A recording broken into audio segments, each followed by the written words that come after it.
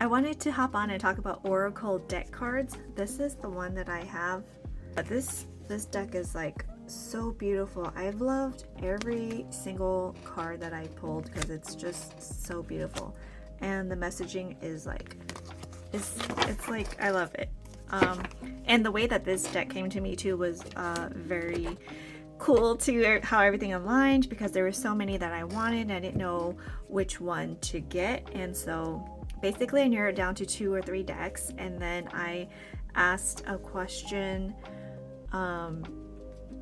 Basically I was like, I'm gonna do a Google search, and whatever letter pops up first is the deck that I'm gonna get. And oddly enough, W, you know, it's not a common letter.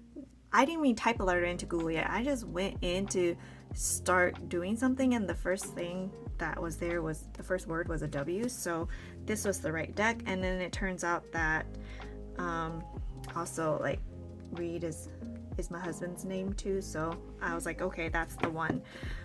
And I've loved every single card in here, so beautiful, and the messaging. But basically what I want to just share in this video about my personal experience with this Oracle decks and pulling cards and messaging is that, you know, with oracles you don't have to know what each card means like tarot, I think.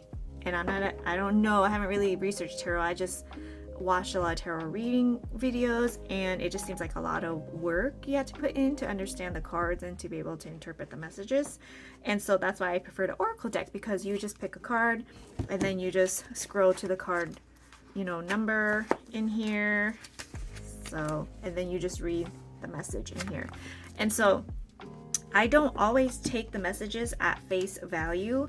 I kind of read the book. So I usually do a meditation, clear my space, you know, do all of that.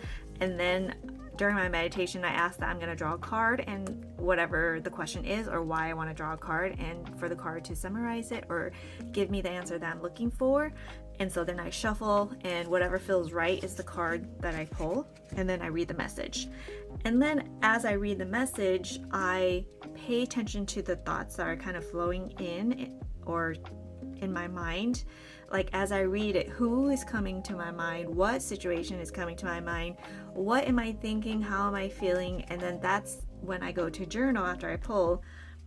I don't always journal because I just don't super like writing because it hurts my hands, but when I reflect on it, I just think about, you know, as I'm reading it, who is this person? How am I feeling? What do I think of the message? What words really stand out in there? And then how are those words being played out in my mind? And that's how I use this Oracle card deck. Like, I think originally when I was brand new to this, and I don't use this every day, I just use it when I come up to meditate, if I have a question, or if I just want a general, like, oh, what message does higher self have for me today?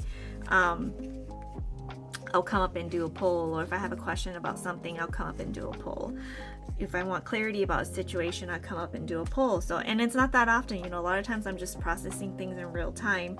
And so when I do come up here and do this, at first, you know, I thought I really took the messages at face value in the book, like, oh, it doesn't make sense, I don't understand the message. But when I started applying the mindset of thinking about it in your head, what kind of thoughts, how are you feeling, then that made the message more clear. And so if you're having trouble, or you're just starting out and you're not sure how to use Oracle card decks, that's how I use it. And not so much of this, but more so of what is standing out in your mind, what is standing out in your eyes as you're reading it, what words are jumping out, what emotions are you feeling, who are you thinking about. That's what more so what I pay attention to. And so if that helps anyone in any way, shape, or form, that's awesome. And I don't know, if you have any questions, feel free to let me know in the comments below or DM me. Again, I'm not like an expert or anything. I only own one deck card, you know, one is enough for me, and I love this one, and I haven't even pulled all of the cards yet. Sometimes I pull some that I haven't even seen, and I'm just like, oh, so beautiful, and I just feel so grateful every time that I see it. Like today, I pulled this card. It's like, it's so vibrant, so beautiful. And the message is so beautiful, so perfect for the new year. It's kind of asking about the new year, or and so yeah, if you're confused, or if you want to use, these tools can be used in any way that works for you, what resonates for you, what feels good for you, what helps get the most out of it for you. So it doesn't have to be, in my opinion, by the book. I do whatever I need to do to get my messages, to understand my messages. And I'm learning to, obviously, like in high intensity situations where you're really emotional or attached to the situation, it's kind of hard to read for yourself, but usually that's why I do the meditation first. I clear my mind, I clear my energy, and then I go and ask for a clarifying message just to help me understand what's going on. And sometimes I don't understand it right away too. Sometimes it's like, I'll come back and read my journal entry. I'm like, oh shoot, now I see what the cards were saying. Because in the journal entry, I'll just write, I'm confused, I don't know what it means, but this is how I'm feeling right now. And then I'll go back and read my journal entry, and like, really, that's what I was feeling right now was the answer. I just was confused, and I didn't, the messaging was being blocked by my critical mind.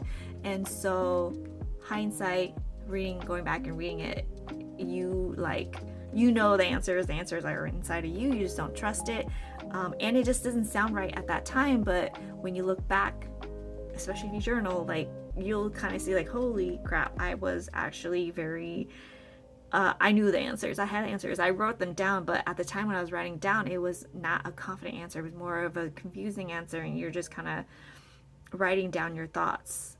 But if you journal, go back and read your journals. It's quite amazing. Yeah. Anyway, that video had turned out longer than I wanted it to be. Okay, see you guys.